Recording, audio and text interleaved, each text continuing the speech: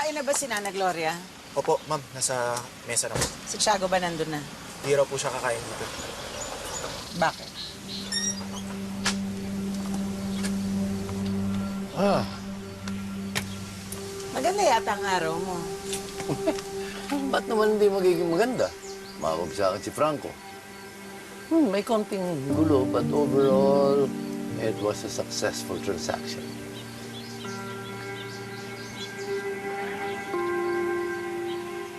Ang bango mo naman. Saan ka ba pupunta? Business. Monkey business? Amelia, may mga kailangan akong ayusin sa restaurant ni Corazon. Andoy, pag mo yung driver, alis na kami. Opo, General. Andoy, sandali. Bakit kailangan pumunta doon? Dahil nga, may mga aayusin pang paperworks. Andoy, sige na, maninate ako. Opo. Sinabi kong sandali. Tiago, ang dami nating taong pwede mag-usap. Bakit kailangan personal kang pumunta doon? Sa dinami-dami na negosyo natin, inuutusan mo araw-araw ang ibang tao para magpatakbo nun. Kilala kita, hindi ka basta-basta humaharap sa mga tao pagdating sa negosyo. Ikaw, Amelia. Hindi ba pwede mo rin namang iutos yung mga shopping-shopping mo? Pero hindi. Personal kang pumupunta. Pareho lang tayo. Ako gusto kong nakikita ng dalawang mata ko ang bawat bibiliin ko. Andoy, sige na. Sino ba amo mo? Kayo po.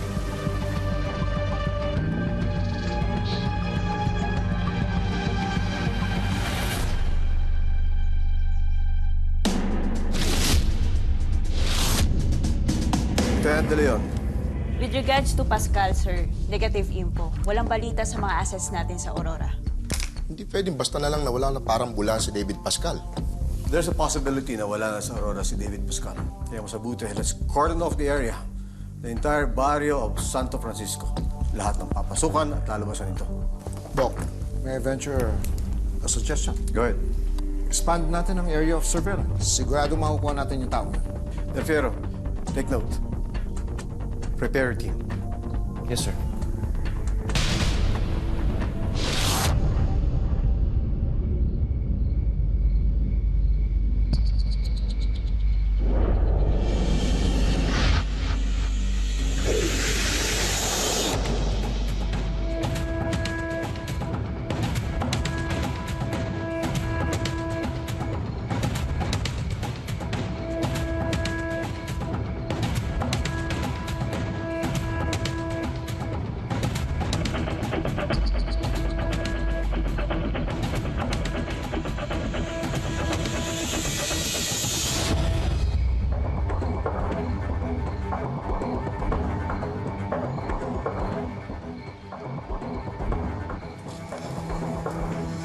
Magandang gabi ho.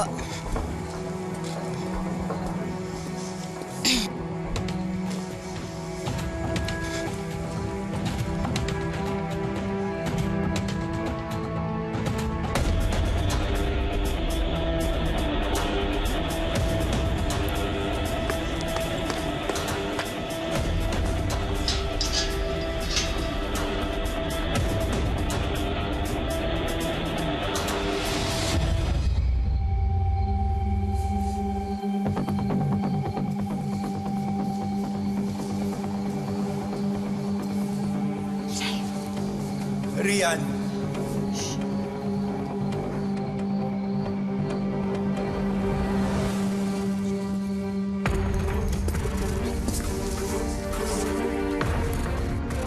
Si Nanang. Sa likod. Tay, huwag kami ngayon. Tatago tayo. Okay? Ganda lang, tandaan lang.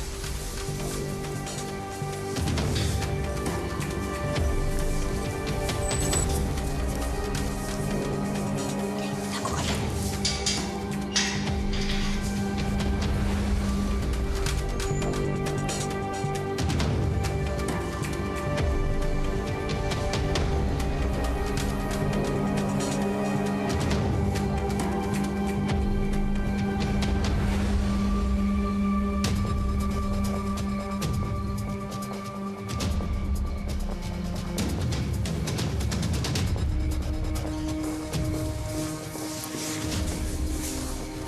Ano? Ano meron?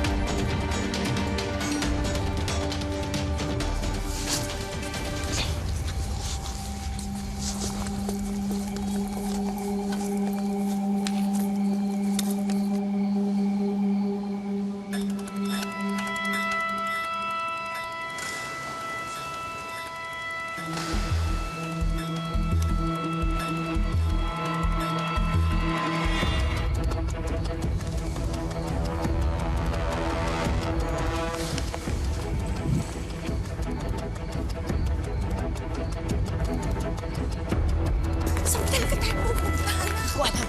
Importante baka alis na tayo dito. Di na tayo ligtas dito na. Saan tayo? Tago kayo. Ilay, ilay.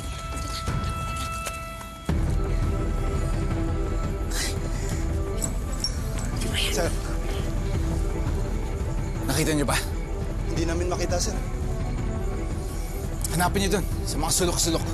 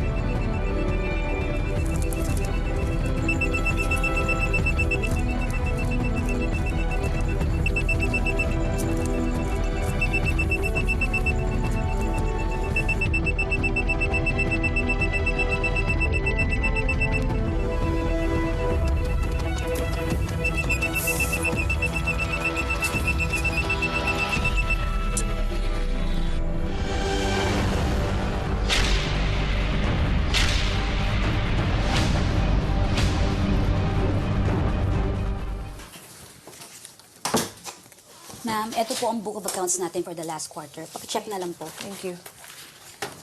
Ma'am, investor po natin nandito, si Mr. Guerrero po. Para daw po dun sa natitira pang paperworks. Pakisabi, busy ako eh. Ang dami kong kailangan asikasuhin. Ipadaan na lang niya sa lawyer ka mo, ha? Okay po, ma'am. Thank you.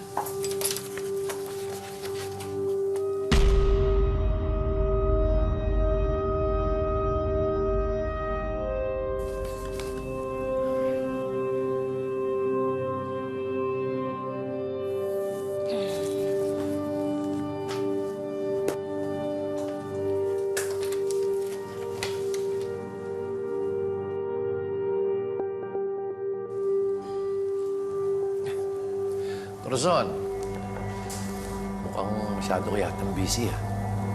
Ganun talaga. Maraming reservations kanina. I see. O baka naman, iniiwasan mo lang ako. Dahil ba sa asawa mo? Ginagawa ko lang yung trabaho ko sa restaurant that you invested in. Oh, my. Dedication sa trabaho. I like that. Ibig sabihin, hindi masasayang ang investment ko. Oh, I'm so sorry. How rude of me. Please, please, excuse me. Sit down. Sit down. Yeah. Thank you. You're welcome.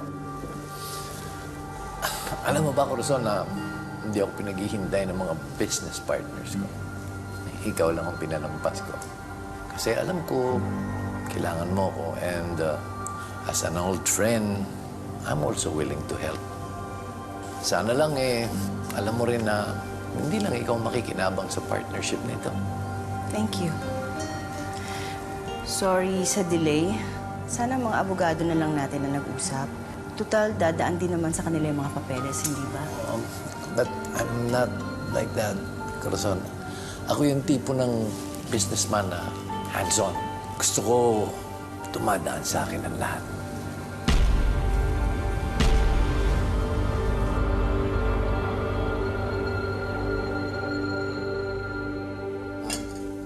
Pinapatanong po ni Nana Gloria kung kakain pa po ba kayo. Sabihin mo, ligpitin na niya. Sige po.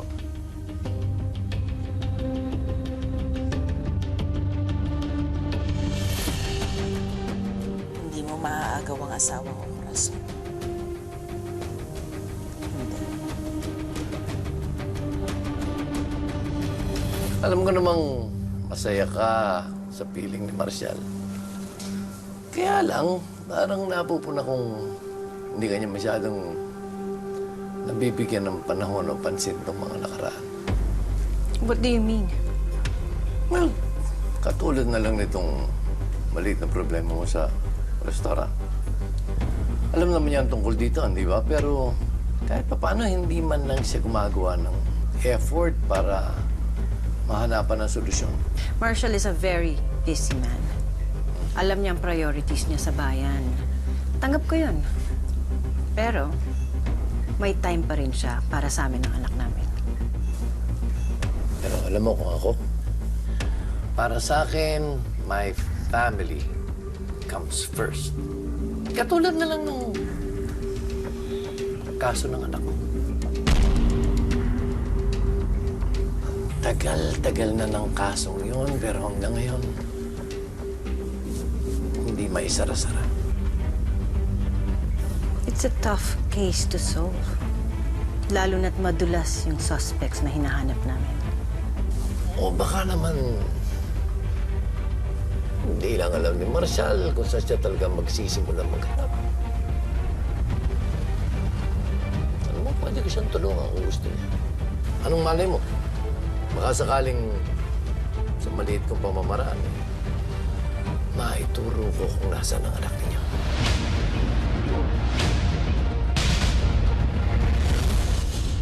Si Jessie, Nasa kwarto niya, hindi raw kakain eh. kamusta Arabella? Baka sakaling sa maliit kong pamamaraan, maituro ko kung nasaan ang anak niya. Oh, what's wrong? Are you okay? Yeah, I'm fine. Pagod lang kasi medyo madaming customers kanina sa restaurant.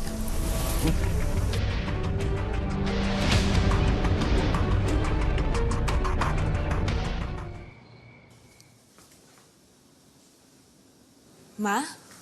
Akala ko tulog ka na. Kukuha po sana ako ng tubig.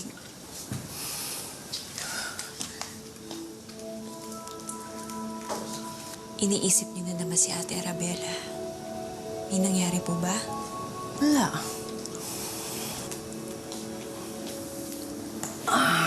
Minsan naisip ko lang, ano kaya ako nanditong ate mo? Siguradong masaya tayo. Kasi naalala ko nung baby pa siya, palangiti siya parati eh. Yung mga, ang dali-dali niyang patawanin. Kita mo lang yung mukha niya, marinig mo lang siyang tumawa, parang nawawala na lahat yung problema mo. Siguro kung nandito ang ate mo ngayon, magkasundo kayo nun. Pero ma, lagpas na 20 years eh. Hanggang ngayon wala pa tayong balita sa kanya. But that doesn't mean that we'll give up. No, I won't. Paano kung umaasa po kayo sa wala? Nanay ako, Jessie. Kahit na maliit lang na pag-asa, pinanghahawakan ko. Umaasa kasi ako ng darating ang araw na makakasama din natin yung ate mo. Hanggat hindi natin alam kung ano talaga nangyari sa kanya, umaasa ako na buhay siya.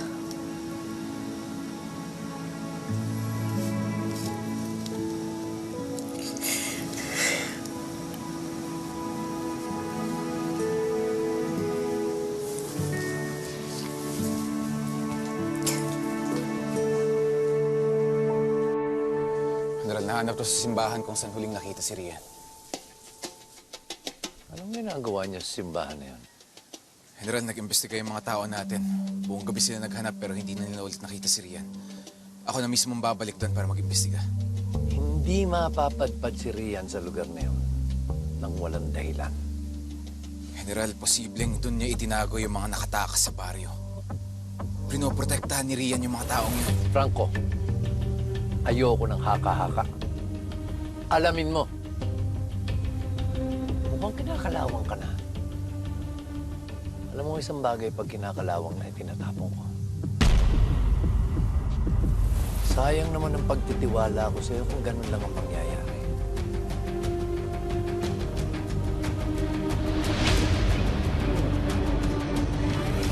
Hindi niyo ko kailangang magtagal dito, ah. Pwede naman ako kumuha ng bahay, eh. Yung kakasya ko kayong lahat. Anak, huwag mo kami intindihin. Kahit saan mo kami iligay, walang problema. Basta importante sa aming pamilya kami, magkakasama. Diba? Kaya dapat parati ka dito rin kasi pamilya ka na. Ay!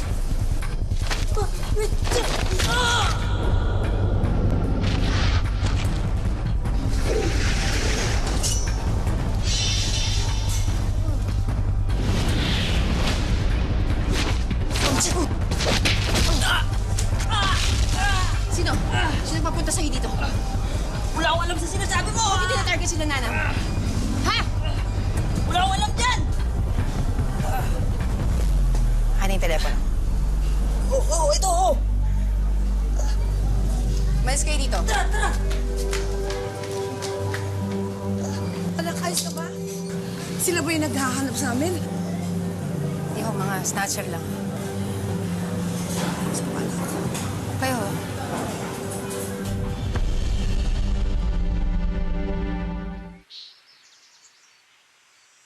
Ano na naman ang iniisip mo? Ang aga-aga pa. Si Rian, Sabi ko na nga ba. Why am I not surprised? nakita raw kasi ni Franco kagabi sa isang simbahan.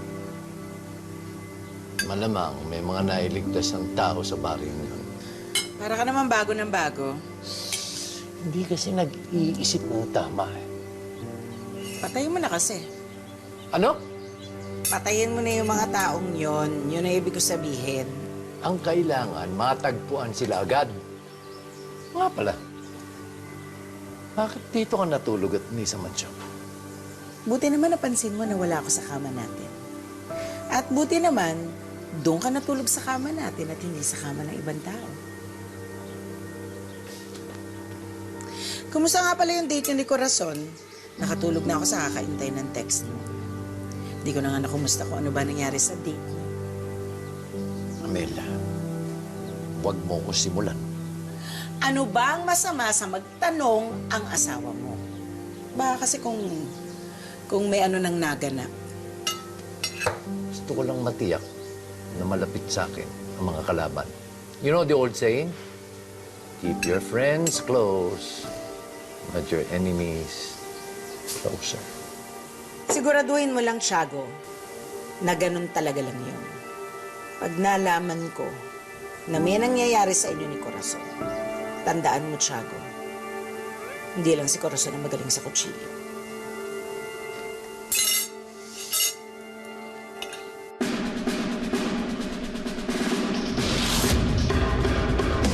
A1 information sa Barrio Santo Francisco. Ibinenta ng may-ari yung lugar sa Avalon Land Corporation. Isang araw bago nangyari ang sunog. Verified ang Avalon Land Corporation. Affirmative, sir. Okay? Ang registered owner si Felix Berto Avalon. Ang nakarehistrong address nito ay sa Liwanag, Pangasinan. Liwanag. Yes, sir. Nag-i-exist po ang kumpanya, totoong address ang dineclare nila. Gusto kong malaman kung merong link itong korporasyon na to kay Tiago. Yes, sir.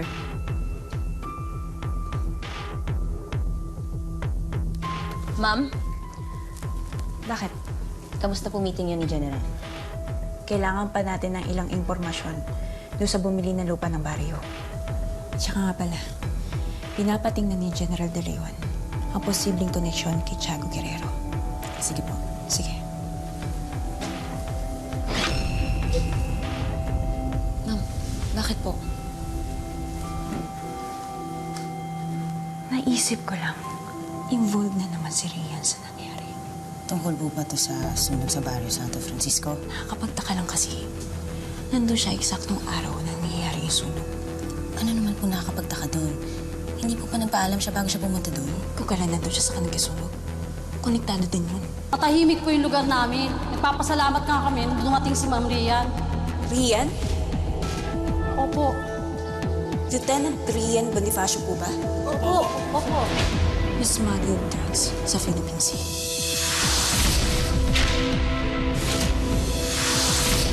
Yung panunog sa opisina ng General De Leon. Yung pagkasunog sa Santo Francisco. Pero cleared na siya sa lahat ng yun. Come on! Hindi ako naniniwala na nagkataunan lahat. Paano nangyaring konektado si Lieutenant Bonifacio sa lahat ng pangyayaring to? Anong sabi ni Rian? Alam ko meron tinatago pa rin yung babaeng yan. Kaya kailangan kong mag-isip ng paraan para malabas ang sikreto niya. Alam mo, araw parang talaga na nakilala ko yan. Ikakaiba talaga ang pakiramdam sa babaeng yan eh.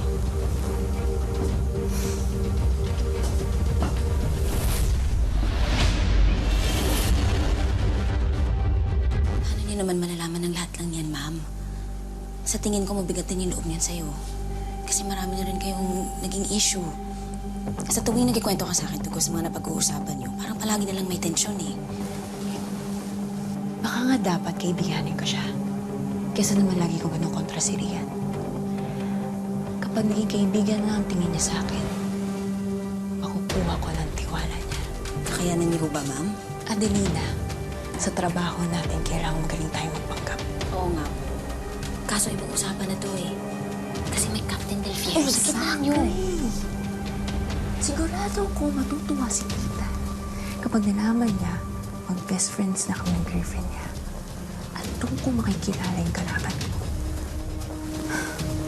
Baka niyo rin naman ang gusto ng babaeng yan eh. Ang mapalapit sa amin. Dahil pati sa pamilya ko, isinisiksik niya yung sarili niya.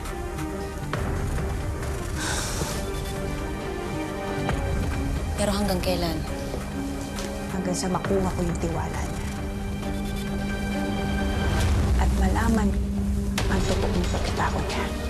Dahil hindi ako titigil hanggat hindi ko nauungkat ang tinatago ng Miss Perfect bago pa niya maagaw sa akin lahat.